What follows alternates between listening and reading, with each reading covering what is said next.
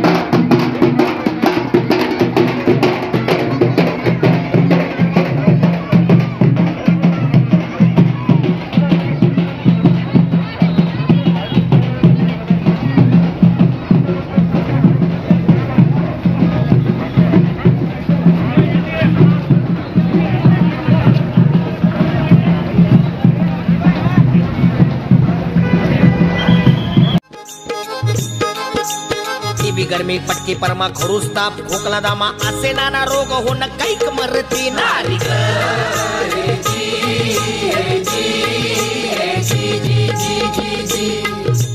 महाराष्ट्रातील तमाम बंधू भगिनींनो, लाल सेनेच्या वतीनं येत्या 22 जानेवारी 2025 रोजी सकाळी 11 वाजता परभणी शहरातील ज्ञानोपासक महाविद्यालय मैदान येथून नरबळी प्रतिशोध मोर्चाचं आयोजन करण्यात आलेलं आहे।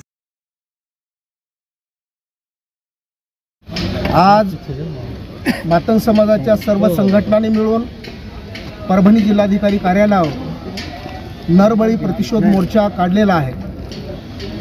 नरबळीचा अर्थ असा आहे की एखाद्या व्यक्तीला घातपातानं मारायचं आणि मग त्या तपासाला वेगळी दिशा द्यायची।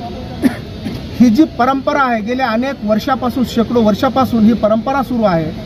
आता नव्या स्वरूपामध्ये अपघाताच्या स्वरूपामध्ये समोर आलेली आहे आणि म्हणून सूरज जाधव हा जो काही आमचा युवक आहे 29 तारखेला त्याचा अपघात झाला आहे असं भासून त्याची हत्या झालेली आहे।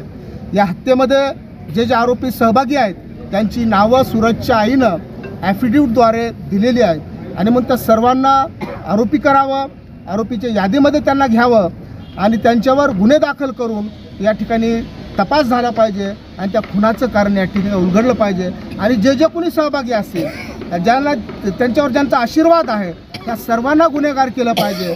म्हणजे वाल्मिक कराडच्या अनुषंगानं संपूर्ण देशातला मीडिया आणि संपूर्ण शासन प्रशासन त्या ठिकाणी कामाला लागतं, मात्र सूरज जाधवच्या माध्यमातून या ठिकाणी अपघात सांगून त्याचा तपास या ठिकाणी केला जात नाही।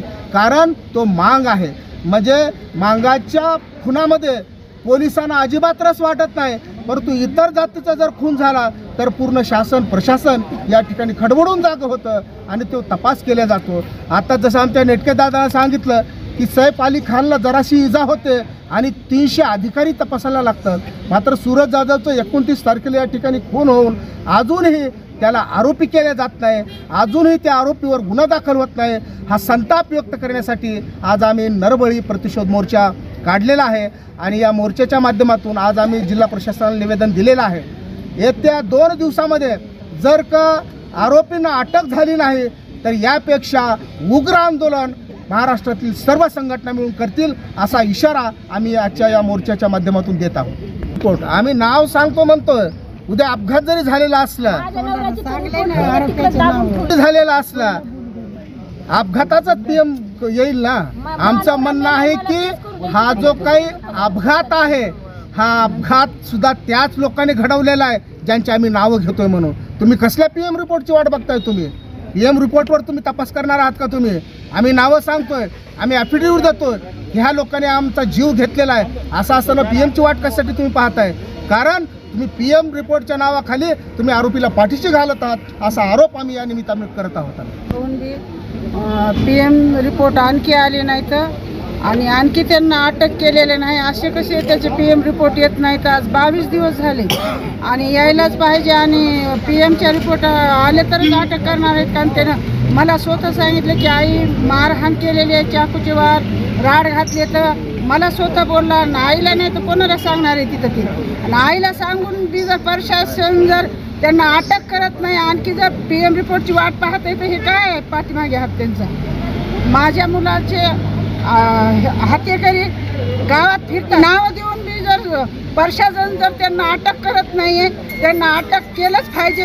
ह्या 2 दिवसामध्येच अटक केलं पाहिजे त्यांना. सेनेचे अध्यक्ष गणपतरावजी भिसे यांच्या नेतृत्वाखाली आणि सर्व संघटनेच्या नेतृत्वाखाली आज हा नरबळी मोर्चा निघालेला आहे. सरकारला माझी एवढीच विनंती आहे की या नराधामाला की जन्मठेपेची शिक्षा झाली पाहिजे.